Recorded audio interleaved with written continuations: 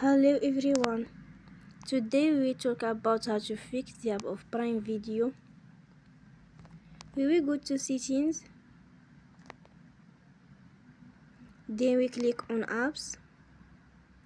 After that you will search the app Prime Video and you will click. Then you will on for stop. After that you will go to storage. Then we click on clear cache.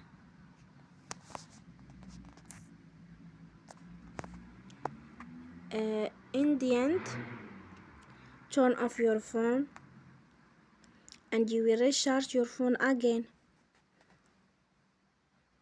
Don't forget to support us by like and subscribe. See you next time and thank you for watching.